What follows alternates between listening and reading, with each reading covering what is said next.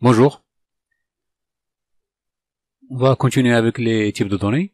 On va voir un petit peu certaines spécificités liées au type float, double, et aussi décimal. Vous allez ajouter un bouton entre feuilles. Donc vous créez déjà un projet, vous allez l'appeler le réel. Un bouton. Donc sans le renommer, c'est pas grave. Alors on clique dessus. Alors on vient ici, bien. Maintenant, on va déclarer certaines variables de type float et double. On va voir. Float, si on fait ça, V1 par exemple, est égal 10, ce qui est correct. Et notre variable. Maintenant, on va faire la virgule.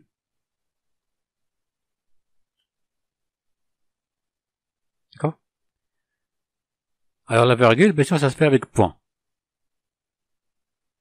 Hein? Mais on a déjà un problème. Regardez ce qu'il affiche. Il dit impossible de convertir implicitement un type latéral double en type float. Bien. Regardez ça. On a déclaré la variable float, voilà, une variable 1 de type float, où il a affecté 10. Ici, il la présente sous forme de 32 bits. 32. D'accord? Bien. Mais en tout cas, elle l'accepte. C'est pas un problème. Mais, il a dit ici type int. Système 1.32. Bien. Ce qui est juste, bien sûr. 10, c'est un entier. Bien sûr. C'est aussi un réel. Même s'il n'y a pas la virgule. Ça, normalement, c'est un type à virgule, oui.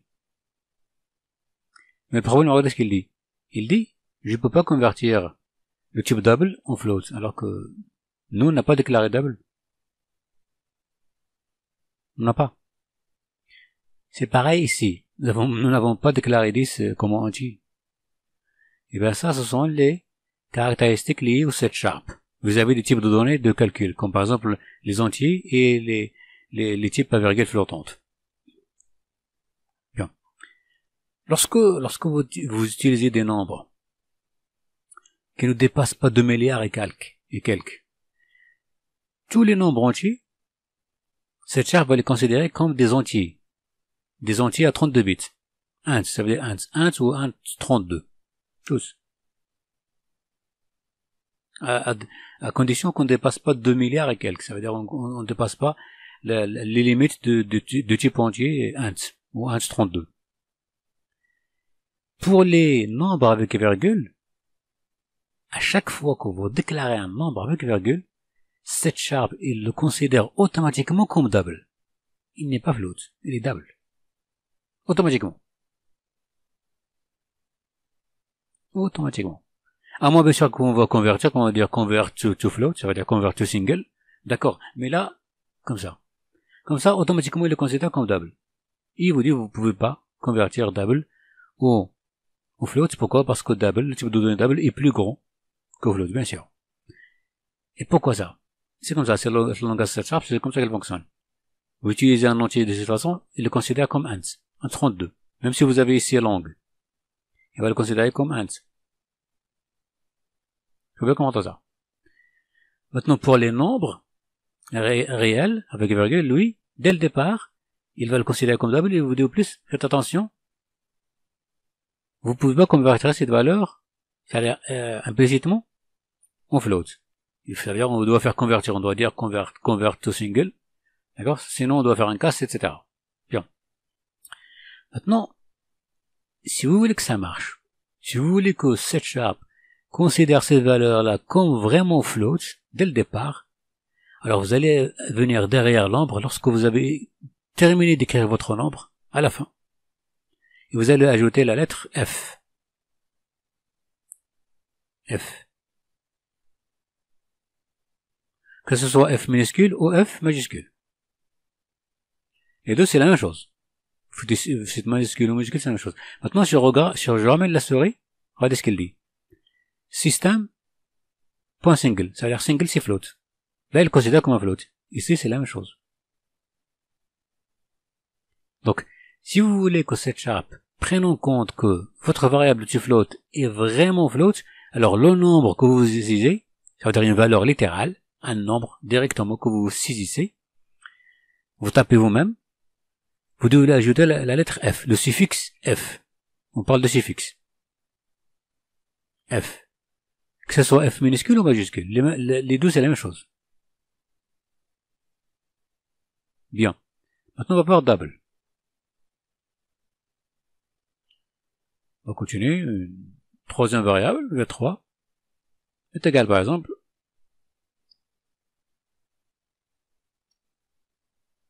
autre chose, bien sûr, les virgules, ils écrivent souvent deux points, attention. Parce que d'habitude, lorsqu'on est dans la saisie, ici, si on met en zone de texte, par exemple, si on met en zone de texte, si on saisit un nombre, on va saisir un nombre avec un virgule. Et lorsque le convertit, lui, automatiquement, il le transforme avec un point. On a déjà fait ça. On a déjà saisi des nombres avec virgule. On va voir ça. On va refaire des exemples. Mais un nombre réel, ça s'écrit toujours avec point. La virgule, c'est le point. La virgule ici, c'est le point. Le point ici, c'est une virgule. Là, c'est 80,5. Là, c'est 18,9. Bien. Là, par définition, il dit que c'est double. Donc lorsqu'on déclare une variable de type double, là, vous pouvez laisser comme ça. C'est pas un problème. Pourquoi? Parce que, comme je dis, par définition, un nombre réel, que vous écrivez ça, comme ça, littéralement, il le considère comme double.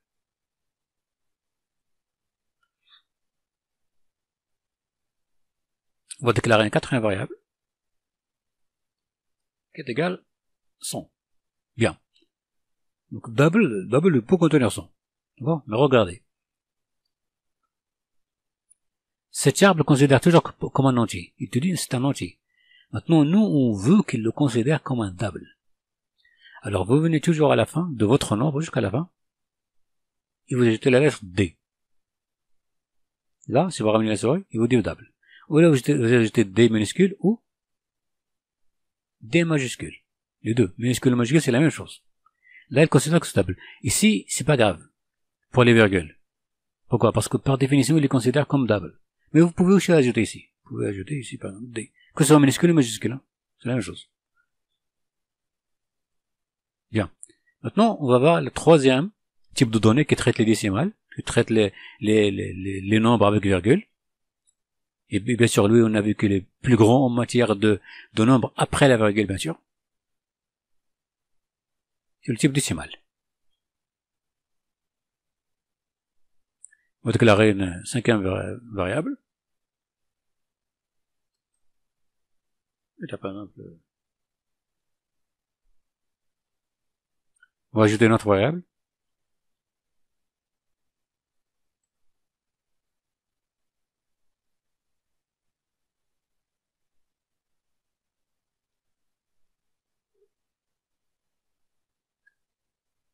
Bien, on enregistre. Là, il considère toujours comments, mais il l'accepte. Pourquoi? Parce que décimal contient les entiers. Mais ici, au-dessus, on nous dit impossible de convertir implicitement le type littéral double en type décimal. Il y a un problème. Comme je disais tout à l'heure, n'importe quel nombre que vous saisissez sur cette charte avec une virgule, d'accord? C'est avec 99,78. Bien sûr, on a dit que la virgule s'écrit avec un point. Donc, un nombre réel avec une virgule, cette charte le considère automatiquement comme double. Par définition. À moins que vous allez lui dire, c'est un float. Lorsque vous ajoutez le F, ça y est, il le considère comme un single, float. Là, c'est double, bien sûr, automatiquement. Mais là, ça reste toujours double. Mais nous, on a un décimal. Et en plus, qu'est-ce qu'il nous dit, je peux pas convertir. Alors que normalement, décimal, il est plus grand. Non. Décimal, il est plus grand que double en matière de virgule, de nombre de nombre de chiffres, ça veut dire après la virgule. Tout simplement. Mais dans la plage de données qui sont traitées, double est plus grand que décimal. Décimal, il est plus grand que double et float dans la catégorie le nombre de chiffres après la virgule. Maintenant, dans la plage de données qui sont traitées, hors la virgule, en dehors de la virgule, d'accord, sans parler de la virgule, non, float et double sont plus grands que décimal. Donc, automatiquement, on ne peut pas les convertir implicitement. Alors, si on veut lui dire, ce nombre-là, c'est un décimal. Alors on vient toujours à la fin, et on va écrire M. Que ce soit M minuscule ou majuscule. Là, regardez, si je ramène la souris, il nous dit décimal. Regardez ici, c'est toujours int. Si je viens ici, à la fin, et je crée M. Que je sois majuscule ou minuscule. Hein. Là, il va considérer comme décimal. Bien. Alors ça, ce sont les spécificités liées au type de données qui traitent les nombres avec virgule. Float, faut bien comprendre ça. En programmation, sur cette charte, vous utilisez un type de données float pour déclarer vos variables. Si vous écrivez les nombres littéralement, comme ça, littéralement. Hein? C'est pas comme on a fait dans les chapitres précédents. Dans le chapitre précédent, nous avons déjà, on a déjà saisi des floats, bien sûr, mais, si vous vous souvenez, lorsqu'on a parlé, par exemple, du poids, lorsqu'on a parlé des nombres d'expérience pour les entiers, et on a parlé du poids de la personne. Mais là, on n'a pas écrit littéralement, non. On a converti. Lorsque vous convertissez, il convertit, c'est pas grave. Pourquoi? Parce que vous voulez déjà convertir. Donc la conversion, il l'a fait. Quand c'est pas, ça, ici, c'est pareil. À moins qu'on va faire la conversion, il va la convertir. Sinon, vous ajoutez le suffixe. Bien. Alors, lorsque vous écrivez les nombres comme ça, littéralement, on appelle ça une écriture littérale. Ça, c'est une écriture littérale. 10, c'est une écriture littérale. 18,9, littérale. 100, 1000, 99,78, ce sont des écritures littéraux. Ou littérales. On parle des littéraux. Les nombres littéraux, écrits littéralement. D'accord? Ici, à ce moment-là, vous devez faire très attention. Si vous voulez que le nombre que vous saisissez doit être considéré comme float, vous ajoutez F. Que ce soit F minuscule ou majuscule, c'est la même chose. En tout cas, vous ajoutez F. Là, il considère comme single. Single, c'est float. Bien. Pour les décimaux, pour les doubles plutôt, vous ajoutez D. Bien, lorsque vous écrivez un nombre réel, par définition, il est décimal, il est double. Mais si vous écrivez un entier, si vous ajoutez pas de D, il va le considérer comme un entier. Si je supprime D, regardez là, il nous dit double, si je supprime D, maintenant il me dit c'est un entier. Alors moi je veux qu'il considère comme un double. Alors je crée D. Alors D minuscule ou majuscule, c'est pas importe. Pour les décimaux, pour le type de données décimales, M. Vous devez ajouter M. M minuscule ou majuscule. L'un ou l'autre, c'est pareil. Vous ajoutez M, et lorsque vous ajoutez M, là, il considère votre nombre que vous avez saisi littéralement, il le considère comme un décimal. Et là, on peut faire les calculs, bien sûr, il faut faire les traitements. Bien. Ça, on avait déjà. Donc, lorsque vous écrivez un nombre ici, vous allez voir, par exemple, on va écrire ici, on va écrire deux nombres.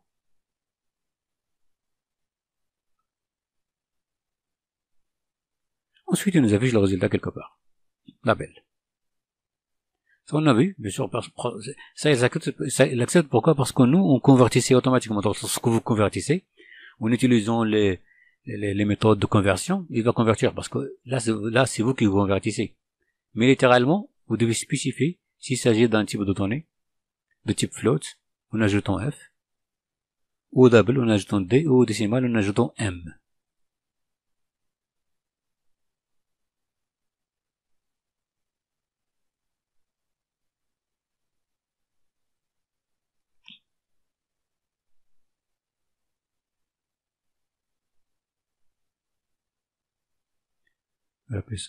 Je vais laisser comme ça. D'accord. Texte 1, texte 2. Voilà, je vais juste faire la somme. Je vais venir ici en bas.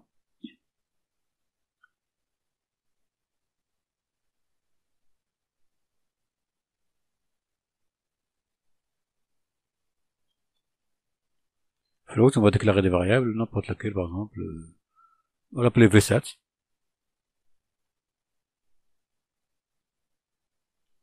La valeur de texte 1. Bien sûr, on doit convertir en single, en float.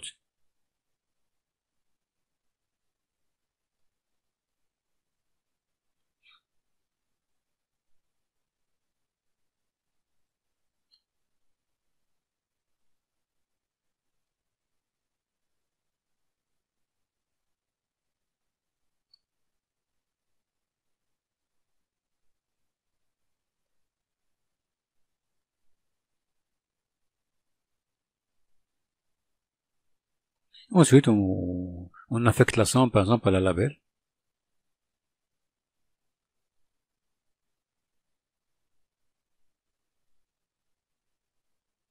Et bien sûr, on doit convertir tout ça en string. Là, on va mettre ça entre parenthèses. À moins qu'on déclare une autre variable qui va faire la somme, ensuite on la transforme. Bien. Maintenant, on exécute.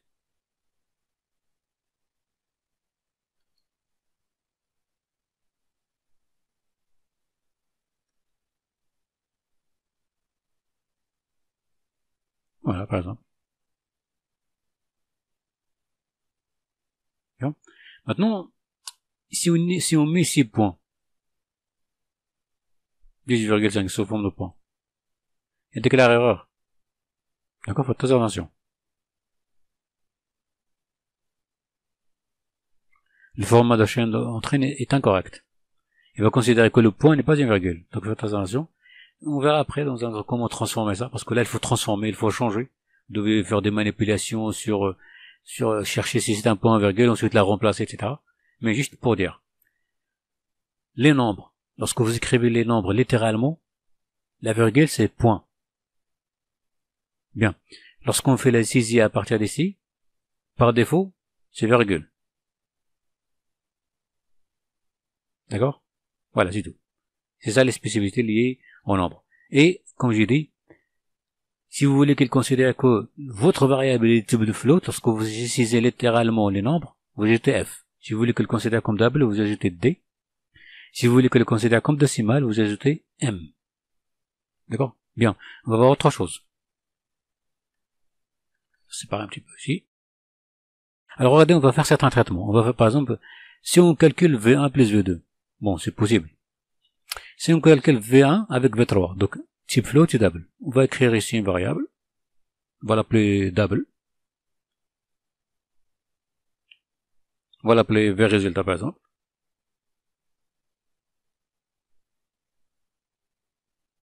On y est VRésultat. Calcule nos V1 plus V3. C'est-à-dire une variable float avec une variable double.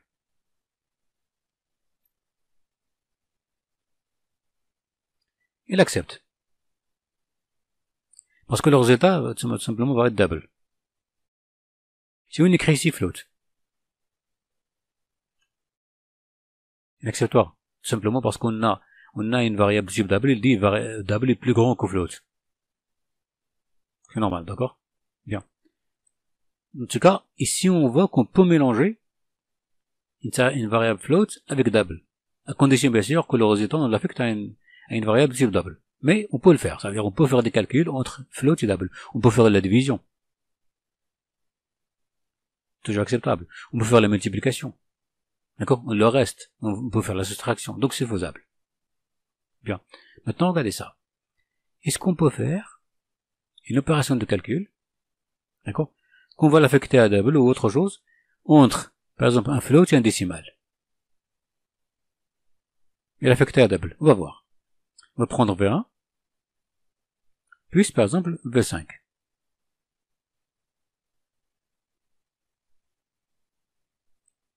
Allez. Impossible d'appliquer l'opérateur aux opérands de type float et décimal. On peut pas. Peu importe, même si on écrit ici décimal. Il n'applique pas. D'accord. On va faire V3. V3, il est double, il n'est pas float.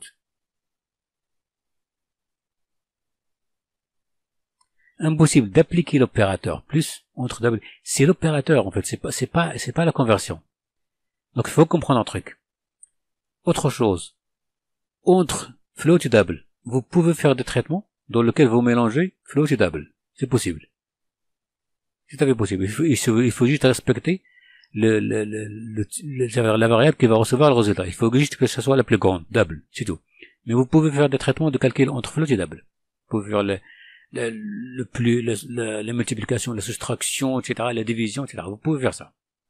L'addition, même le reste, les opérations de reste, c'est-à-dire on divise et on calcule le reste. C'est faisable. Donc les calculs arithmétiques entre float et double, c'est possible. Les calculs arithmétiques entre float et décimal, non. Les calculs arithmétiques entre double et décimal, non. pouvez faire ici même la division. Non, ça marche pas. C'est ce que vous voudrez. Ça marche pas. On peut pas appliquer l'opérateur. C'est pareil pour la multiplication. C'est pareil pour la soustraction. Ça marche pas. C'est pareil pour le reste. Le reste, on fait avec le pourcentage. C'est la même chose. Il dit cet opérateur, on peut pas l'appliquer entre un double et un décimal, on peut pas non plus l'appliquer entre un float et un décimal. Donc, décimal, il fait pas les calculs avec double et float. Ces types-là, ces variables, que vous voyez ici, ils font pas les calculs avec float et double. Peu importe ce que vous faites ici, mais vous pouvez faire double, tout ce que vous voudrez. Double, float, il n'accepte pas. Donc, les opérations de calcul sous cette chape, entre décimal et double, ou entre décimal et float, c'est non faisable. Ça, il faut bien comprendre.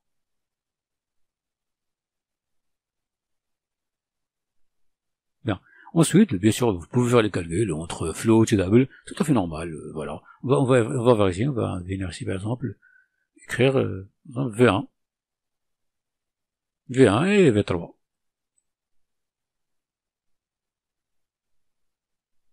Voilà. Alors V1 il est float, V3 il est double. Et le résultat il est double. Bien sûr, là c'est le pourcentage. Le pourcentage ça veut dire le reste. Et on va diviser V1 sur V3 et le reste il va l'affecter à double.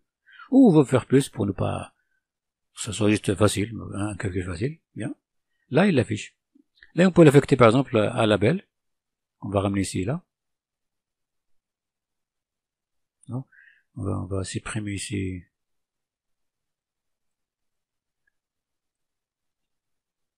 Voilà. On va écrire tout simplement V résultat. Donc on va affecter, et ça vous allez mettre en commentaire, c'est ça, les deux. Bien, on va faire notre test. Donc ici il va calculer directement à partir de ce qu'on a saisi. Hein. Ici, donc on va pas saisir, on n'a pas besoin ici. Il a déjà les nombres ici. Au lieu d'afficher, il affiche. Donc 28,9, ça veut dire V1 plus V3. Alors V1 c'est 10 et V3 c'est 18,d. Alors si on change ici, on va lui dire V2 et V3. Alors V2 float, V3 double. Voilà. V2 80,5 et V3 18,9. Ça donne, voilà. Bien. Donc c'est ça ce qu'il faut comprendre. Les spécificités pour qu'un nombre soit considéré comme float. Vous ajoutez F. Que ce soit F minuscule, minuscule ou majuscule. Pour que le nombre soit considéré comme double, vous ajoutez D. D minuscule ou majuscule, peu importe. Si vous voulez que les nombres soient considérés comme décimal, vous ajoutez M. M minuscule ou majuscule, peu importe. Maintenant, pour les calculs, vous pouvez mélanger les calculs, dans les calculs des variables de type float et des variables de type double. Vous pouvez les mélanger, oui. Vous pouvez mélanger les nombres littéralement float ou littéralement double, oui, vous pouvez mélanger. Oui, à condition bien sûr que la variable qui va contenir le résultat soit double. Dans le cas on va affecter, dans une variable par exemple. Bien. Mais on ne peut pas faire des calculs entre le type float et décimal ou le type double décimal. On peut pas. Le décimal, il fait le type avec lui-même. Il se mélange pas avec double et float. Bien sûr, on peut faire des calculs entre décimal et un entier. On va voir ça. On va écrire ici. Int. D'accord. Une autre variable, alors, variable 9 est égal, par exemple, 400. Bien. Voilà. On va déclarer une variable, bien sûr. On va déclarer la variable décimale, c'est-à-dire le calcul qu'on va faire entre un décimal et un entier doit être affecté à une variable décimale, sinon on ne va pas accepter. Décimale, il y a une autre variable, V10. On va voir s'il accepte le calcul entre un décimal et un entier. Donc V5 par exemple, ou V6 et V9.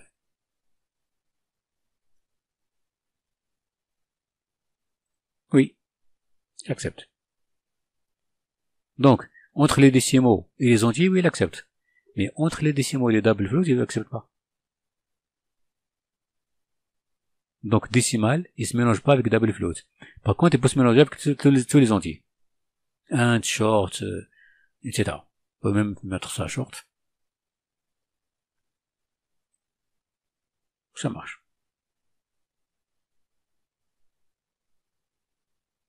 Bien. Bien sûr, ici, c'est entier, on peut convertir. On peut faire ici un cast. Je sais juste pour vous montrer que, voilà. Int 16. Maintenant, ça devient int 16. Donc, décimal, il se mélange avec tous les entiers. Oui. Dans le calcul, oui. Division, multiplication, tout ce que vous avez. Mais décimal, il se mélange pas avec double float. Float et double, ils se mélangent entre eux, et ils peuvent aussi se mélanger avec les entiers. Mais, les décimaux avec les double floats, ça marche pas. C'est ce qu'il faut comprendre. Un décimal avec double, ça marche pas. Un décimal avec l'autre, ça marche pas. Par contre, les autres, si, entre eux, ils peuvent faire le calcul. Et décimal, ils peuvent faire le calcul avec les entiers, mais pas avec double et float. C'est ce que vous devez retenir. Bien. C'est ça la précision que je voulais montrer concernant ces types de données, float, double et décimal. On continuera dans les chapitres suivants, on continuera toujours avec les calculs. D'accord? On verra aussi les suffixes aussi des entiers. Ça aussi, ils ont certaines spécificités. On les verra. Bien. À la prochaine.